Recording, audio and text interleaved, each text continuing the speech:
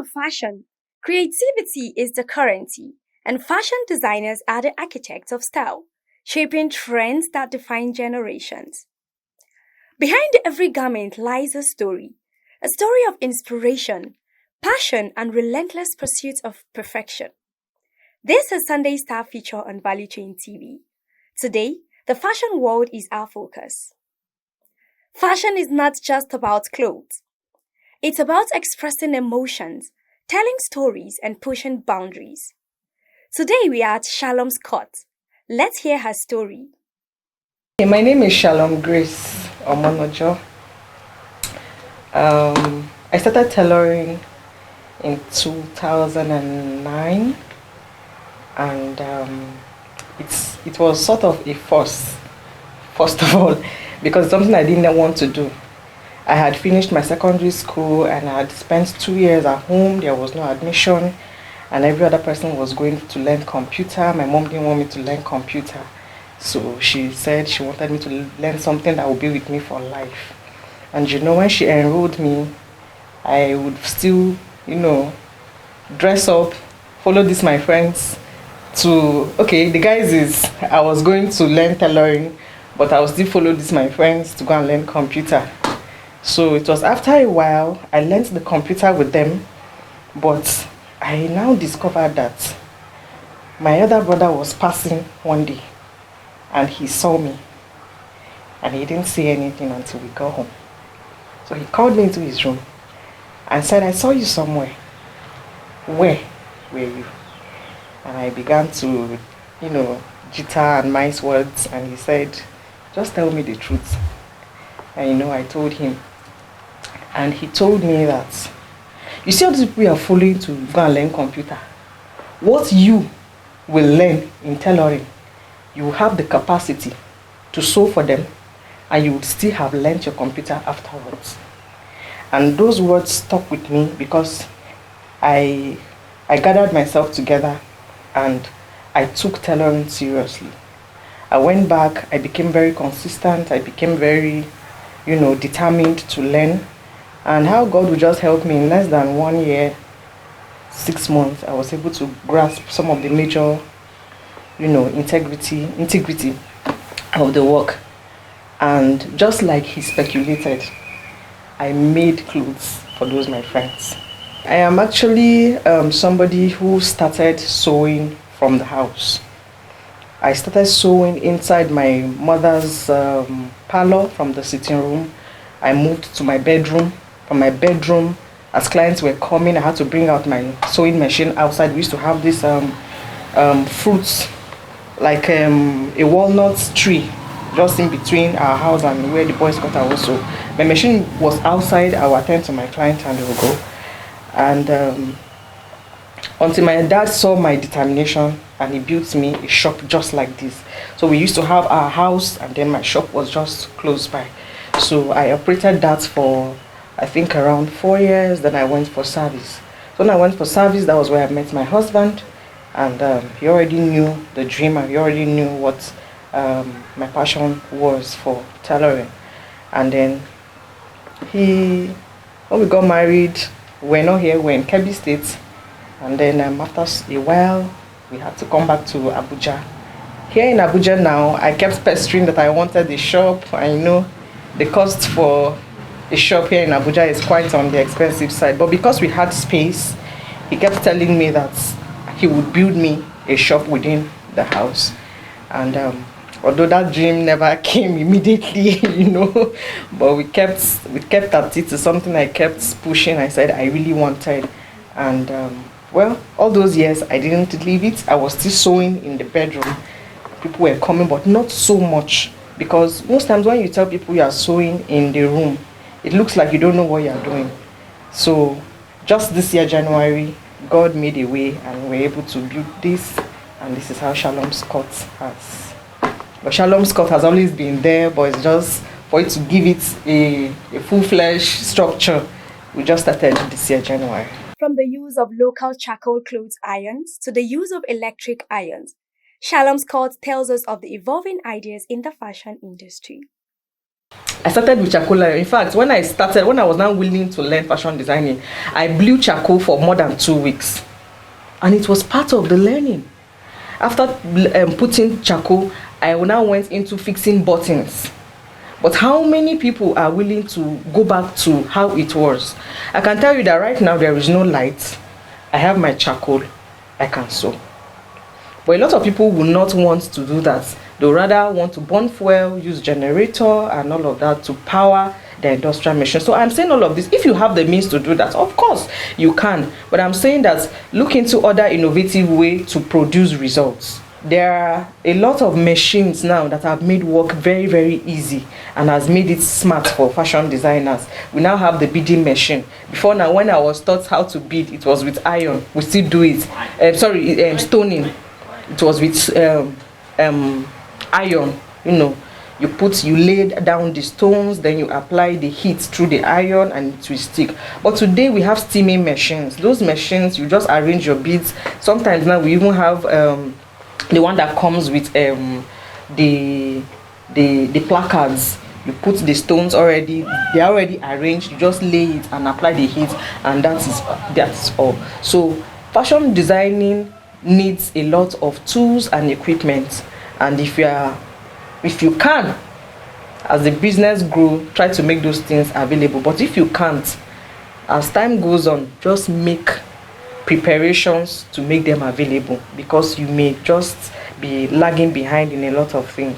First sewing machine I ever used, that was bought by my mom for me, is what is sitting down there, and that was gotten in 2010, and that is it there. We usually call it butterfly machine. That was the one that everybody started with, the manual. But we have grown. Fashion designing has grown. Most times people who go to fashion academics these days already have industrial machines that they use light, strictly on light. But for me, this is how I started. This is my charcoal iron. In her quest for uniqueness, diversity, and desire to meet customers' needs, Shalom's cords provide other accompanying accessories to fashion. When you pick a fabric, there are so many things that happens before it is produced into a dress, any kind of dress. So first of all, you have to measure. You do the measurement of your client or whoever it is you want to make the dress for. And in measurement, there are also some skills one should acquire while you are measuring. Otherwise, you get the whole process wrong. In fact, measurement is like the bedrock of fabric making or fashion designing. So measurement is part of it, is one of it. Another aspect of fashion designing is fabric choice. So you don't just pick any kind of fabric and produce any kind of style with it. You would have to know what the style is, so that you can be able to pick the fabric that is meant for it. Keeping up with competition has posed a major challenge to fashion designers. The inflation rate of the Nigerian economy is also a concern. Shalom's cords shares some challenges she has encountered. When I started tailoring in 2009, my madam used to send me to buy lining at the rate of 90 naira per yard. And right now we are buying lining for 500 naira. So you see, it is a huge difference. The difference in price has, in fact, there is so much, change and all of that. But will it stop you from doing what you want to do? No, people will always wear clothes. And because they want to wear customized traditional wears, they will always look for a tailor who would produce it. So it has affected, some persons have, I don't think that is enough reason for you to, stop tailoring work. Because while some will complain, I know of some customers that after they've complained, they will still come back, because they know it's not your fault that these prices are skyrocketing. So for me, if the government has a way to really, and I think this is not only in the area of fashion alone, even food inflation and so many other areas, prices generally are not friendly for any business owner these days. But if the government can really help in this aspect and other aspects, it will go a long way to subsidize the amount. For a cloth that I want to make and I need to bid, it will be different from just a plain outfit that I'm making. So and then I also want to say that when you don't have the money to, buy or to patronize a well embellished outfit, there are always options. You can go for the option that is okay for your dress, for your pockets, for your budget.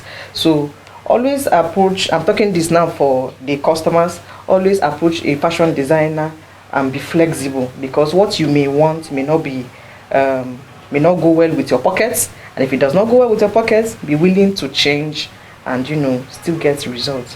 One of the important aspects of fashion designing is how you cut your clothes. If you get it wrong from the cutting, the styling is already off. So I try as much as possible to put effort in how I cut my dresses, pieces, and make sure that they produce. If I am recreating any work, I try to make sure that it's either I replicate exactly what it is or even do beyond through the cuts. So for me, that's it. Competitions will always be there. They will always be there, but try as much as possible to give 90%, if not even 100. So for me, competition is part of growth, because when you see the other person doing his work and is not even looking at you, you too should face front and do your own and make sure it is perfect. So, and everybody will get his own customer base. Sometimes you get different kind of people who come for different expectations, and if you're not ready, willing to satisfy those expectations, you'll be termed as unprofessional. And your unprofessionalism is tied to the fact that you cannot meet that particular need, not because of all the needs. Say for instance, a customer walk up to me and I'm not able to produce. He says he wants a suit, and I am not able to give you what you want. You may walk away feeling that, oh, because she doesn't know how to sew a suit, she doesn't know how to do every other thing in fashion, and that is not true. Fashion designing is a venture that when one is going into, you should know where you should concentrate in. That is a niche. Say for instance, there are people who do basically kiddies, clothes for just kids. There are people who do corporate wears. There are people who do traditional. We know now that the ashrebi now is the in thing. So there are people that they won't collect any other form of clothes if it's not ashrebi. But for me, I do just women and kids. So I don't do for men. That's because I grew where I learned.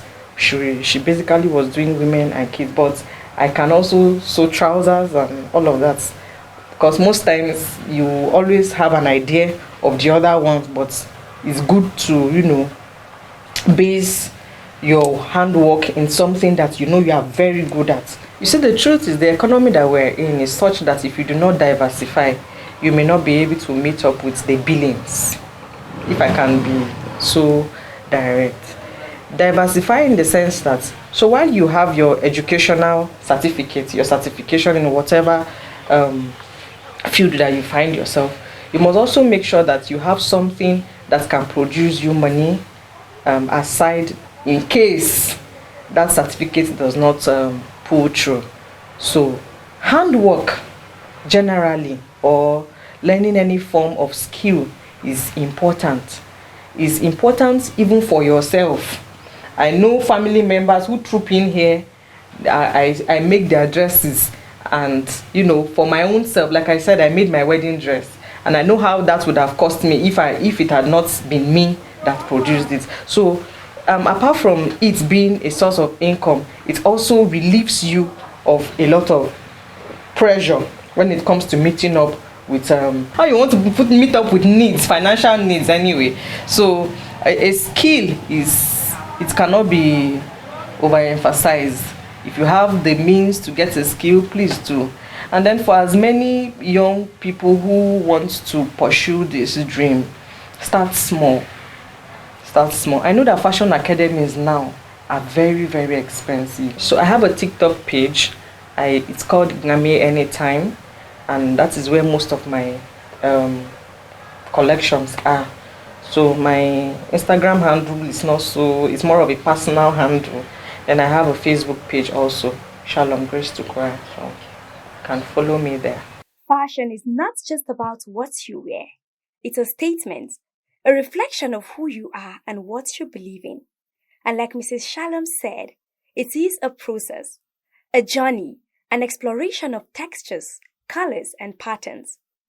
With these, I hope you will begin to cherish every outfit you get from your fashion designer.